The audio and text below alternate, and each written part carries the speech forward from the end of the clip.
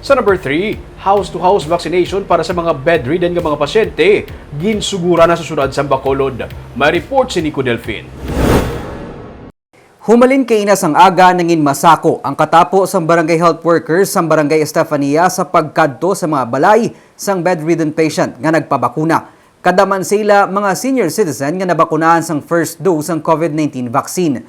Suno kay punong barangay Jerry Tingson ang house-to-house vaccination pamaagi sang Emergency Operations Center agod mas mapadasig ang pagpalabot sang bakuna sa pumuluyo.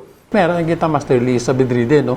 Ang wala di sa list, of course, ang ilalang imoon, makoordinate lang sa barangay, no? Makoordinate sa atong PH so that makahatag kita sa schedule sa aton nga vaccinators.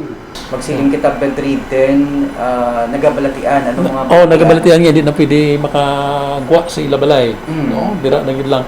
So, para maaboy nato ng kabudlayan sa family members, so amo na nga aton nga ginapatigayon nga programa. May 150 ka mga bedridden patient ang target nga mabakunahan sang barangay. Kaina, nagsapol man ang katapo sang EOC upod sa mga punong barangay nga may mataas nga COVID-19 cases. Ang barangay Estefania ang nagapangatlo sa may madamong kaso sang COVID-19. Amo nga naghinyuman si Tingson sa EOC para sa pagpatuman sang vaccination program kada weekend. Nabilong kita sa top 10 nga may taas nga COVID cases.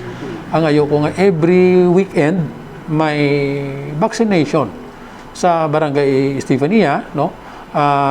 Maximum of 100 vaccinees. So muna nga mo i-work out and this in principle nag-agree na to, no? Sa pagbukas ng vaccination program sa general public, plano man sang pamunuan sang Bacolod EOC nga palawigo ng inoras ang vaccination program sa mga mall agod mas matagaan sang higayon ang mga luyag magpabakuna. Sandig sa record sang EOC, nagalabot na sa masobra 152,000 ang fully vaccinated sa Bacolod. Nico Delfin para sa DG Cast Negros.